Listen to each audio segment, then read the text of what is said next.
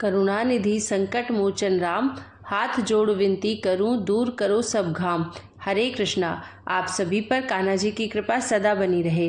कार्तिक मास सनातन धर्म में सबसे पवित्र महीना माना जाता है और इस मास में स्नान, दान, व्रत और भक्ति का विशेष महत्व होता है और हर दिन की कथा सुनने से जीवन में पवित्रता और समृद्धि का संचार होता है। यह मास भगवान श्री हरि विष्णु और उनकी प्रिय तुलसी माता को समर्पित होता है। कार्तिक मास को दान, पूजा, उपवास और सत्संग का पवित्र मास माना जाता है, जिसमें विशेष रूप से तुलसी जी की पूजा का महत्व है। तुलसी माता को हिंदू धर्म में बहुत ही पवित्र और पूजनीय माना जाता है। उनका विवाह भगवान श्री विष्णु के शालिग्राम रूप से हुआ था, जिससे तुलसी विवाह का आयोजन भी इस पवित्र मास में किया जाता है। तुलसी माता की कथा में धर्म, भक्ति और जीवन के आदर्शों का वर्णन है। कार्तिक मास में तुलसी माता की इस पावन कथा को सुनने से सभी पापों का नाश होता है और मोक्ष की प्राप्ति होती है। तुलसी माता की पूजा करने से घर में सुख, शांति, समृद्धि और आरोग्य की प्राप्ति होती है। इसलिए कार्तिक मास में तुलसी माता की कथा सुनने का विशेष महत्व है और इस कथा से हमें अपने जीवन में सच्ची भक्ति, संयम और आस्था का मार्ग दिखता है।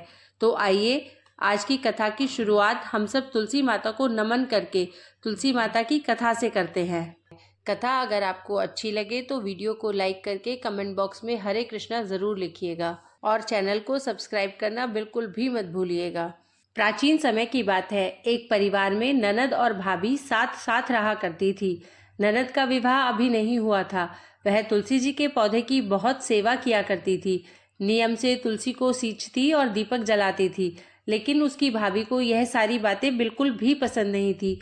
जब कभी उसकी भाभी को बहुत ज़्यादा गुस्सा आता तब वह अपनी ननद को ताना देते हुए कहती कि जब तुम्हारा विवाह होगा तो मैं इस तुलसी को ही बारातियों को खाने को दूंगी और तुम्हारे दहेज में भी तुलसी ही दूंगी। तुम्हें और कोई काम धंधा है नहीं, जब देखो तब तुलसी की ही सेवा करती रहती हो। कुछ समय बीत जाने पर ननद का विवाह तय हो गया। विवाह के दिन भाभी ने अपने कहे अनुसार बारातियों के सामने तुलसी का वह गमला फोड़ दिया जिसकी सेवा उसकी ननद किया करती थी और तुलसी के पत्ते खाने के लिए सभी बारातियों को दे दिए। तुलसी जी की कृपा से वह फूटा हुआ गमला कई सारे स्वादिष्ट पकवानों में बदल गया। भाभी ने गहनों के नाम पर तुलसी की मंजरी से बने हुए गहने अपनी ननद को पहना दिए। तुलसी जी की कृपा से देखते ही देखते तुलसी जी की मंजरी से बने वह गहने भी सुंदर सोने जवाहरात में बदल गए। इतना ही नहीं, भाभी ने मारे क्रोध के वस्त्रों के स्थान पर तुलसी का जनेऊ रख दिया और वह भी रेशमी और सुंदर वस्त्रों में बदल गया। अब जब ननद अपनी ससुराल में पहुंची तो ससुराल में तो उसके दहेज की बहुत प्रशंसा हुई। यह बात भाभी के कानों तक भी पहुंची। उसे बहुत आश्चर्य हुआ। उसने सोचा कि उसने तो ननद के गहने, कपड़े और जनेऊ तक तुलसी जी के ही रखे थे और तुलसी जी की मंजरी रखी थी। यह सब जानकर भाभी को बहुत आश्चर्य हुआ। अब उसे तुलसी जी की पूजा का महत्व समझ में आ गया था।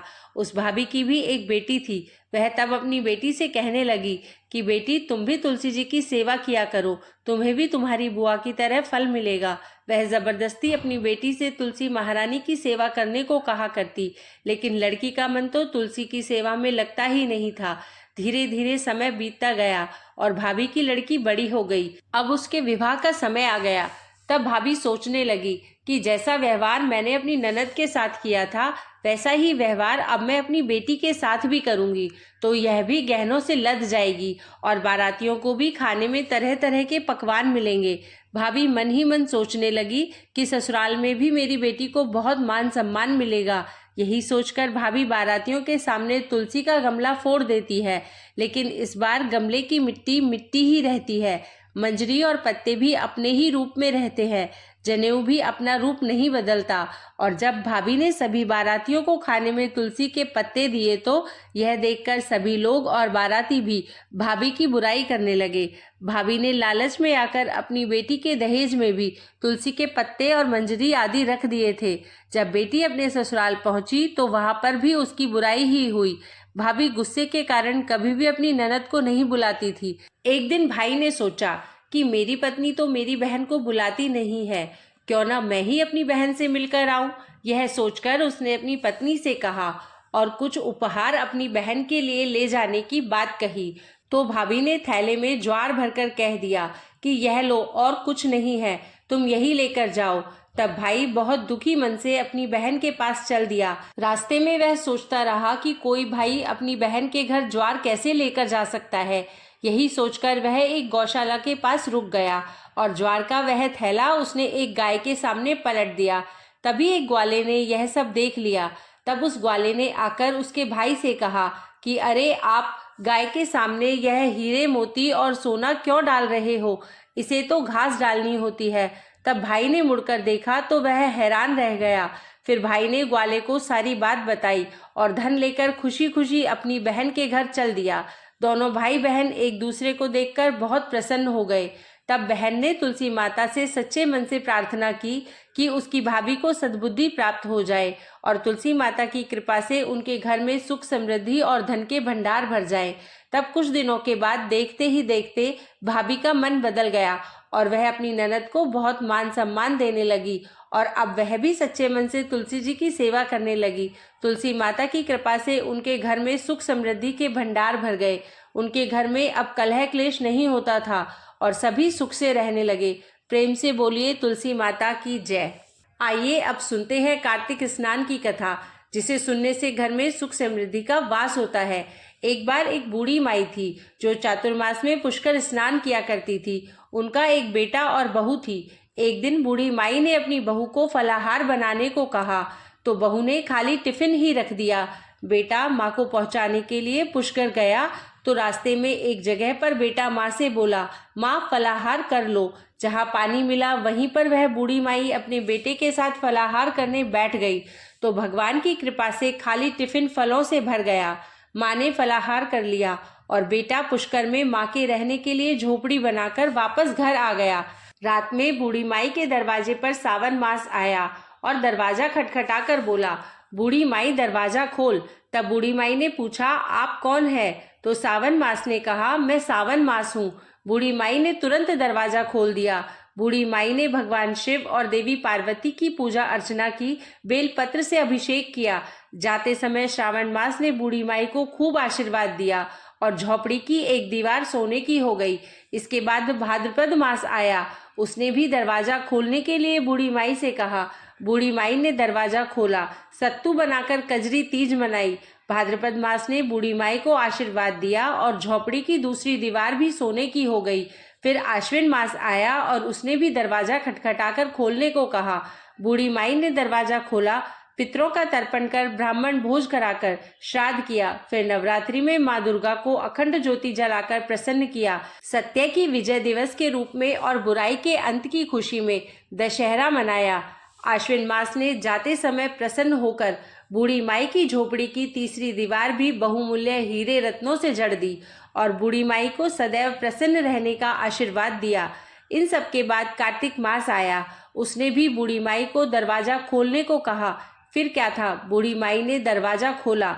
अति प्रसन्न मन से कार्तिक स्नान किया, दीपदान कर दिवाली, गोवर्धन पूजा, भैया दूज, गोपाष्टमी, आंवला नवमी मनाई। कार्तिक मास ने जाते समय आशीर्वाद दिया और झोपड़ी के स्थान पर महल बन गया। बूढ़ी माई अब गरीबों की सेवा कर भजन कीर्तन में अपना समय बिताने लगी। कुछ समय बाद बेटा जब अपनी माँ को लेने आया तो माँ और झोपड़ी को पहचान नहीं सका। तत्पश्चात बेटा पड़ोस में जाकर पूछने लगा। जब पड़ोसियों ने बताया तो बेटा माँ के चरणों में गिरकर बोला, माँ घर चलो, और सारे सामान के साथ वह अपनी माँ को घर लिवा लाया। सासू माँ के ठाठ देखकर बहू के मन में लालच आ गया और उसने अपनी माँ को भी पुष्कर छोड़कर आने को कहा तो उसका पति अपनी सास को भी पुष्कर में छोड़ आया। परंतु बहू की माँ की धर्म कर्म में बिल्कुल भी रुचि नहीं थी। वह तो 4 समय भोजन करती और दिन भर सोती। चारों मास उसके दरवाजे पर भी उसी तरह आए जैसे बूढ़ी माई के दरवाजे पर आए और चले गए। जाते समय झोपड़ी जो थी वह भी गिर गई और बहू की माँ पुण्य मिलने की बजाय गधी की योनि में चली गई, क्योंकि स्त्री लक्ष्मी जी का रूप है और लक्ष्मी जी की तरह चंचल उसे होना चाहिए, निश्चल होना चाहिए। भगवान की पूजा और अतिथि का सम्मान तथा दान पुण्य करना चाहिए। कुछ समय बाद बहू ने अपने पति से कहा कि जाओ और माँ को लिवा लाओ। जब जवाई सास को लेने गया तो वह कहीं नहीं मिली। लोगों से पूछने पर लोगों ने बताया कि तेरी सास धर्म कर्म कुछ भी नहीं करती थी, बस खाती थी और सोती थी, जिससे वह गधी योनि में चली गई।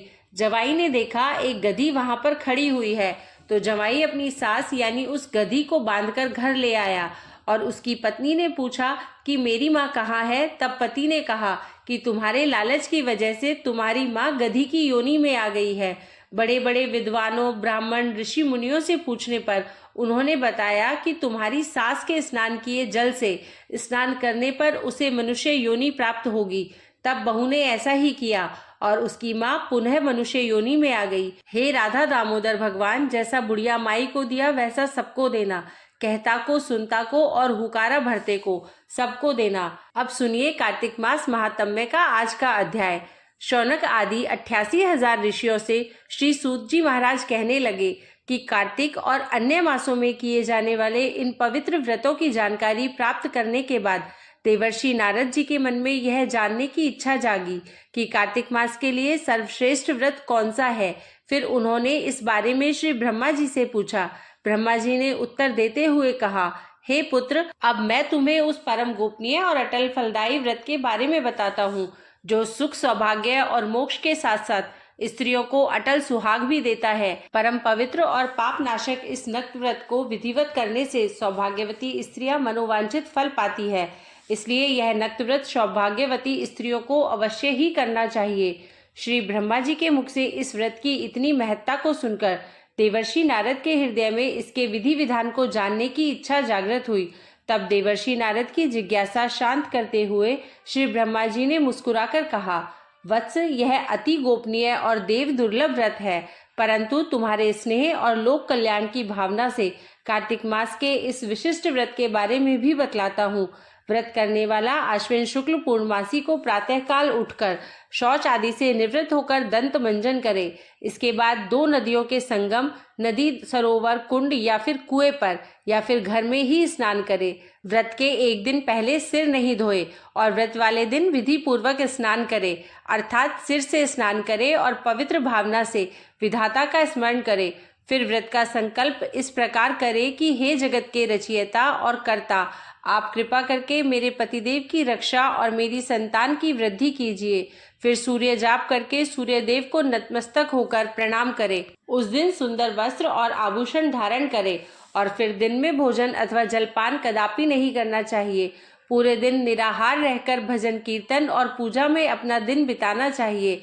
यहाँ पर देवर्षि नारद को श्री ब्रह्मा जी आश्विन पूर्णिमा, जिसे शरद पूर्णिमा कहते हैं, उसके विधि विधान के बारे में बता रहे हैं और यह व्रत हर सुहागिन महिलाओं को करना चाहिए। पूजन विधि के बारे में बताते हुए श्री ब्रह्मा जी ने कहा कि सायकाल में श्री विष्णु की चांदी के पात्र में दूध डालकर पूजा करनी चाहिए। प्रतिमा अपनी सामर्थ्य के अनुसार सोने, चांदी, तांबे या फिर मिट्टी की बना सकते हो। फिर उसे लाल या फिर पीले वस्त्र पहनाए। फिर विधि विधान से पूजा करे।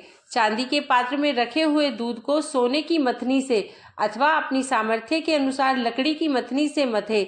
साथ ही यह प्रार्थना करे कि हे श्री हरि, मुझे भोग आदि के लिए गौ प्रदान करके मेरी संपत्ति की वृद्धि करिए।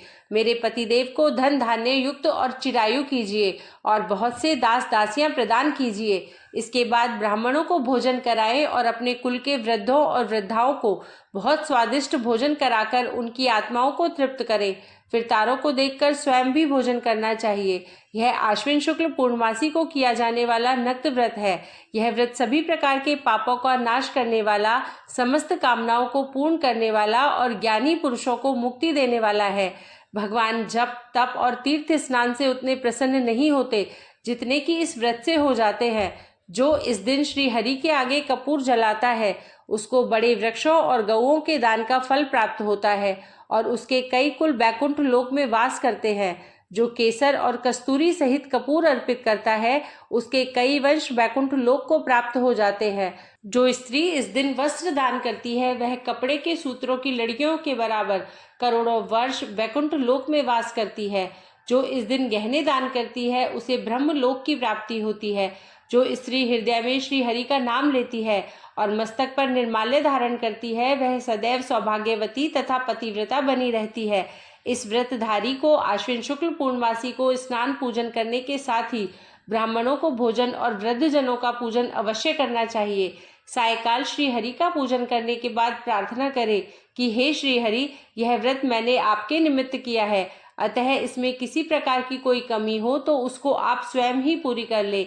श्री ब्रह्मा जी ने यह भी कहा कि इस व्रत को करने की तो बात ही क्या, जो इस दिन इस व्रत कथा को पढ़े या सुन ले उसको भी अश्वमेध यज्ञ के फल की प्राप्ति हो जाती है। इस प्रकार देवर्षि नारद को व्रत का महात्म्य बताकर कुछ क्षण के लिए श्री ब्रह्मा जी मौन हो गए। इसके आगे का वृतांत आप सभी आने वाले अध्याय में सुनिएगा।